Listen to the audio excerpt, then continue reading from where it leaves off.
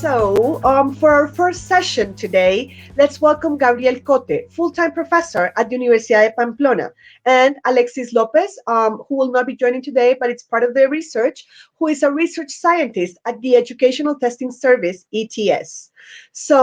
Welcome, Gabriel. Olga, thank you.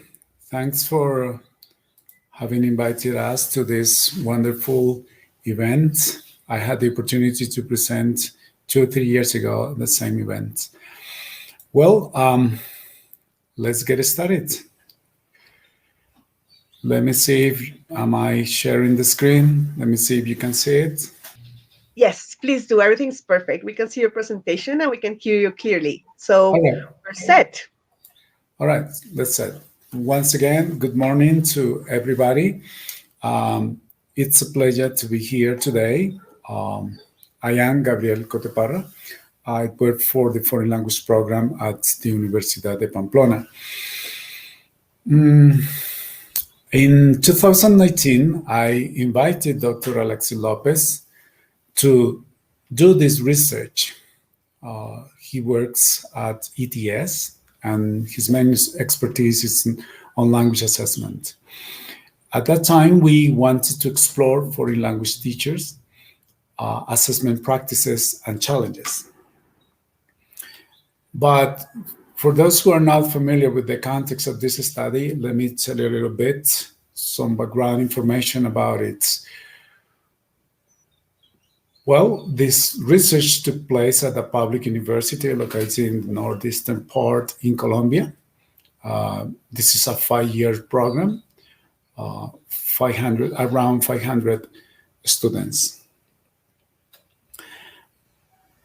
In Colombia, there is a growing interest in language assessment literacy, and it is reflected pretty much in 2 types of publications.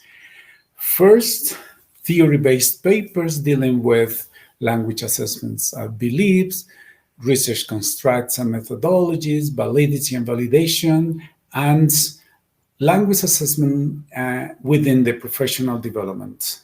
The second group of research is research-based papers, and they describe how assessment or how a teacher assesses specific skills, the training teachers go through with language assessment literacy, the effects of language assessment within a foreign language classroom, and assessment in particular context. As you can see, it is an interesting body of literature. However, we identify a research gap. Most of this research does not reflect the realities, the challenges novice teachers face.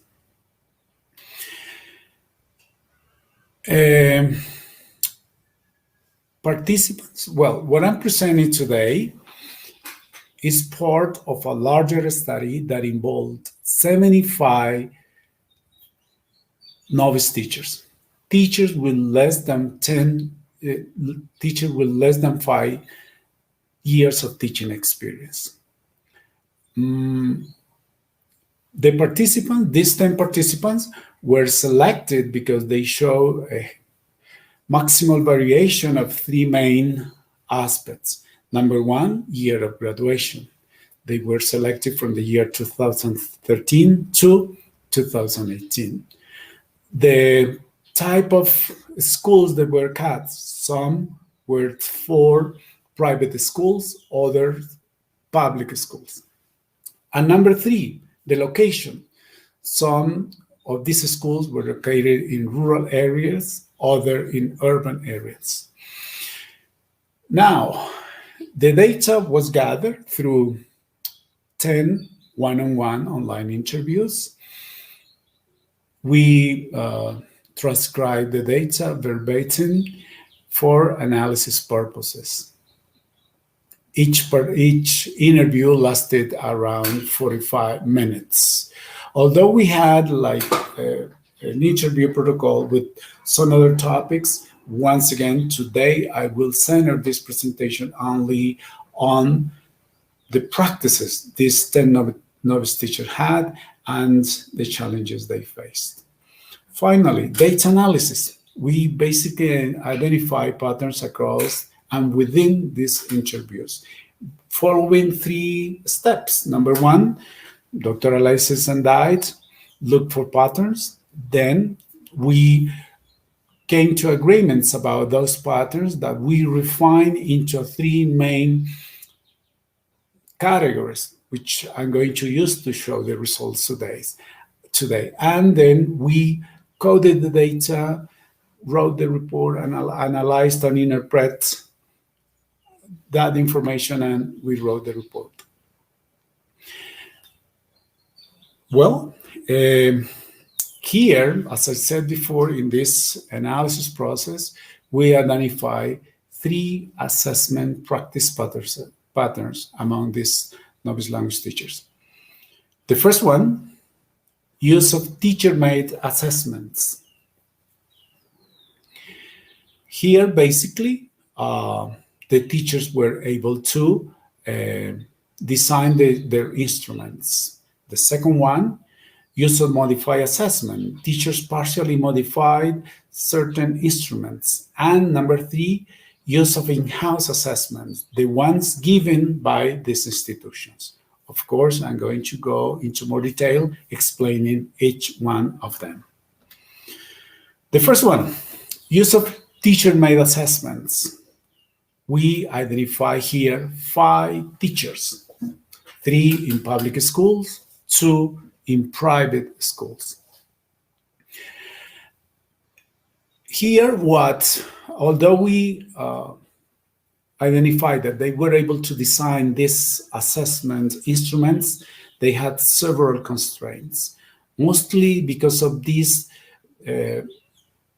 testing culture present in these schools. I will make a distinction between teachers working for public schools and for private. First of all, here, 3 teachers who worked for these public schools needed to align their instruments to the Colombian National Standardized Assessment in terms of content and format. And this National Standardized Test is Prueba Saber.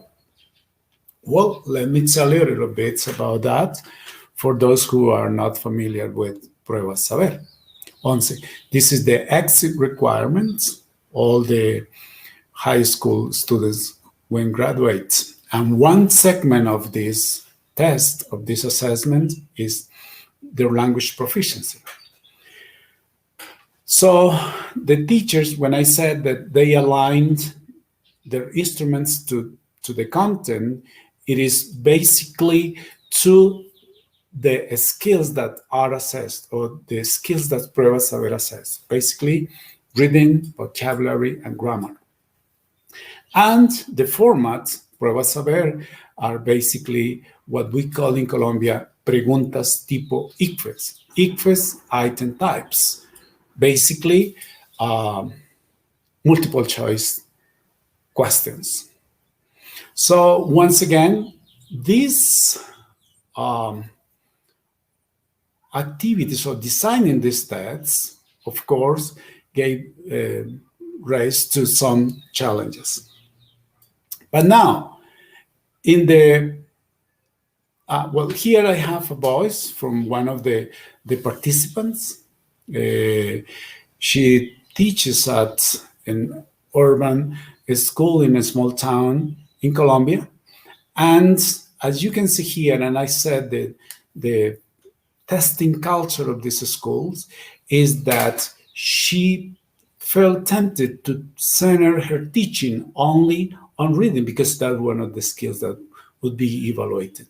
So here we found a teacher that in a way is narrowing the curriculum in a way to help the students succeed in this type of tests. Now, at private schools, basically bilingual schools, the main activity here was the alignment of these tests to international standardized English language proficiency tests. 2 of the test that the students used, the novice teacher used, was Cambridge and Flyers. And once again, they aligned them in terms of content and format. What we can see here is that the pressure schools and teachers had on the students for to do well on the test, it is because these tests are very high stakes tests that determine funding, school prestige, teacher performance, among other aspects, among other elements here. Now, the main concern here is that often teachers felt compelled to teach to the test to help the students do well on the test, and resulting in a strong washback effect on instruction. Once again, we see teachers placing a strong emphasis on the skills that are assessed by these external summative assessments. The challenges they face. Well, basically, those challenges relied on the type of decision they need to make when developing their summative assessment. They needed to decide which specific language skills to assess. They still thinking about, well, should I place emphasis on all of the skills I teach in class, or should I focus only on those one assessed by this external assessment? Writing multiple choice items, that the ones that go with the format that is being assessed. Determine how many items to include in the assessment, and selecting reading and listening passages that were appropriate for the students. And here, once again, reading is huge for them because it's one of the skills assessed by these external summative assessments. Other challenges include is that these novice teachers lack the knowledge, skills, principles of assessment to interpret and use these summative assessment results. Basically, questions like, what is the difference between a student who got 3.1 and the other one who got 3.2? Are they proficient at this level? What should I do in my teaching to improve those scores? What should I do to help these kids in their learning process? And another challenge is, I said, assessing language skills that are not included in those summative assessments. Once again, skills like writing, listening, speaking, which are not included, for example, in Prueba Saber. Here we see, once again, this teacher saying that it is difficult for her to design tests in the light of the standards of the Ministry of Education because the low proficiency of her students. So there is a mismatch then between what the Ministry of Education expects through these standards and the real proficiency of their students. However, there is not a distinction for rural, urban areas. All the students are equally evaluated. However, the conditions under which they're learning are very different. Well, the second finding is about the use of modified assessment, a group of teachers who partially modified these assessments. Here we identify 3 teachers, one at a language center, one at a public university, and one at a private schools. Here, the teachers were provided with these sample assessments from basically test banks, textbooks, and the internet. And they needed to adapt these tests and typical changes these teachers had, or typical changes in the existing test were deleting items, too many items, so they got rid of some of them. Sometimes they added new items, maybe to assess those skills that are not included there, and modifying reading passages. Mostly the changes to the reading passages is based on the length of those readings. The ones they found from the internet are extremely long, or the level of proficiency is sometimes higher than they require. So they need to make this type of changes to adapt this reading and items for to be used. Here we have a teacher saying he works for a language institute. He was given a 50 question test, but he ended up cutting into half and giving the students a 25 question item. Why he did it?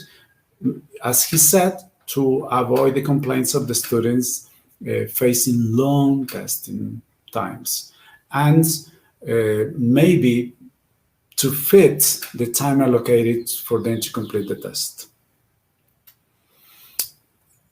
These practices gave them some challenges.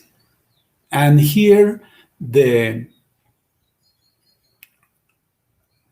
challenges, we identify similar repetitive challenges of this group of teachers. Number one, what the skills to assess? All of them only centered on this or on that. Determining the number of items. Well, we found a teacher cutting the test in half and adapting reading passages. Once again, they don't know how to interpret summative assessment. They don't know how to use the test score, the test results to improve their teaching, to change their teaching, to help these kids learn better, faster, more efficiently. They don't know how. Finally, use of in-house assessments. Here we have the group of teachers who do not need to develop this assessment, but because they're given, they receive them from their institutions. Here we have 2 teachers at private language institutes. As I said before, they don't need to write them. The institutions gave them. And they only administer and score them. In terms of the test administration, one of these institutes has like the blueprints of the test administration, and that tells all the conditions under which the students are required to take the test. So they just need to read it, understand it, and they got a special training on that. Similarly, with the scoring of the test, they got a template, and basically they're checking their answer right or wrong answers. So it's, I would say, a very simplistic role in which they administer and score these assessments. Challenges. Once again, although they administer them, although they grade them, they don't know how to interpret them. And here, what we found is that there is a mismatch, basically, between this summative assessment and their instruction. And this mismatch is reflected in 3 main aspects. Number 1, language that are developed in class are not assessed. Of course, teaching taught 4 skills, but these assessments, if we think of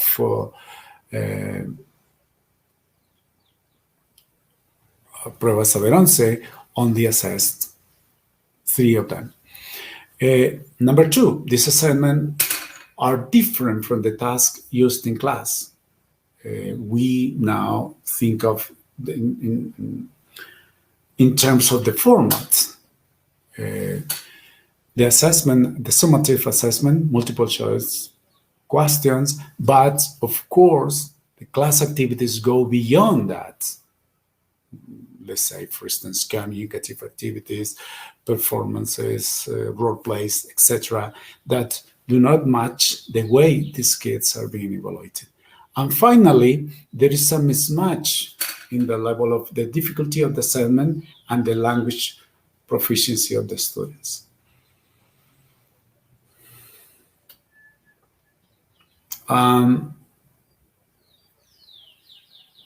Similarly here, we have the same problem that they don't know how to evaluate, they don't know how to assess those skills not included in the summative assessment.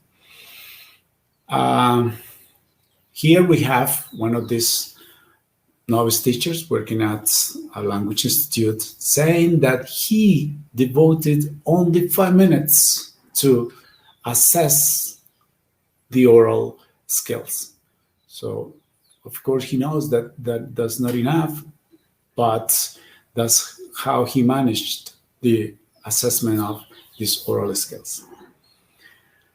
Well, now let me wrap this up by stating these key aspects we identify throughout this study. Although we identify these 3 different practice patterns, we also identify some commonalities among these 10 participants, no matter if they design their own assessment, no matter if they modify them, no matter if they only administer and score them, they relied mostly on summative assessments. And they have some common difficulties. They don't know how to deal with the pressure of summative assessments. They know how important it is for a bilingual school, for a private school, to show parents outstanding results. So those in the private sector, those in the public sector, they know that the board of directors is pressuring them for improving the student results, or sometimes to keep up the good results of these students. So it's external pressure based on this summative assessment. Once again, it's common to all the 3 groups, to all the 10 participants, how to interpret the information. And number 3, how to assess those aspects, those skills that are not included in the summative assessment. So you hear me saying, repeating pretty much in the 3 groups, pretty much the same difficulties they had. Well, now here I'm presenting this in a sort of way of solution. This is not prescriptive. This is only suggestive, but it's kind of common sense to say that teachers need to improve their language assessment literacy. That is the only way for them to change. But here we need to change the teacher's mindset, because they need to develop certain skills, knowledge, to understand better what language assessment is. And here they need to develop, to hone those skills on designing assessments, modifying reading passages, scoring assessment, interpreting and using assessment. I would say that the last one is that will cause the most the strongest impact on learning in kids, because if they are able to interpret those results, they will use it to change their teaching, for example, or to change their attitude towards the idea they have of assessment. In the same line, in the same line, meaning that teachers should change the mindsets. They need to prioritize classroom-based assessment rather than summative assessment. And here, part of the mindset change is that teachers are mostly common, or they're mostly used to assessing of knowledge, assessment of assessment for knowledge, and assessment of knowledge. But they need to go beyond that and start thinking about assessment as learning. Class activities that can be part of the assessment. Students are completing a task and they at the same time are being assessed. But there is like this fear of being assessed, and that part of the testing culture we have been educated, myself included. If these teacher training programs equip them with skills, knowledge, principles, they will be able to deal with the external pressures of summative assessments. And giving them opportunities to learn how to assess skills that are not measured in a summative assessment.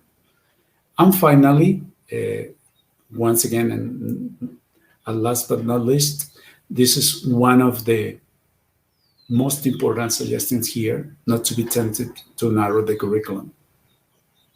You heard me saying one of the teachers decided to center her teaching on reading because that's one of the skills. And that's the biggest risk here, because we know that learning a language involves more than reading. We need to learn a language to communicate. We need to learn a language to interpret the word. But that's part of the culture we got around testing, that maybe a teacher might feel compelled to teach to the test. Well, that's all what I have for today. I will be more than glad to answer any question, if any. Let me go back to the main script here.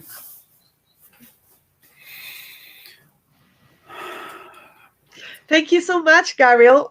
Very interesting. So let's see if we have any questions from the audience. We have like 2 minutes for questions. All right, good. Okay, let's see. Well, maybe if, while somebody writes or anything, I just wanted to mention something that maybe you can give me like insights or like guiding me, or that it's like a very important principle whenever designing instruction is to have assessment and practice aligned. So I'm thinking about this professor that you mentioned that reduced her curriculum to reading. Okay, but then my question is, well, if that is the thing that is going to drive assessment, shouldn't she actually kind of, okay, I know it's not the best thing for the students, but maybe, I don't know, I think that there is like a problem there. So maybe you'd like to, what do you think about? All right, well, two main things here. Based on this research, what we found is that there is a mismatch between assessment and instruction. They don't correlate.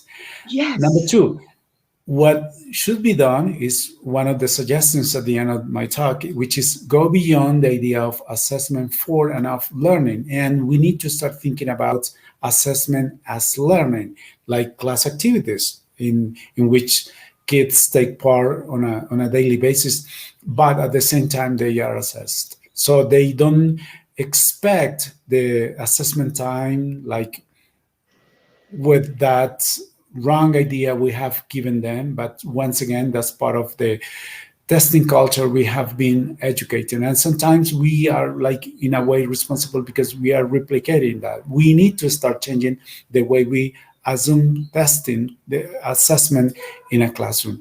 It is, but once again, here, teachers need to have more training on language assessment literacy to understand what the skills, what knowledge, and what principles may guide assessment, and give them the opportunity to use the results to reflect about their own teaching, because it's not only a responsibility placed on the students' hands, but how about the teacher's responsibility?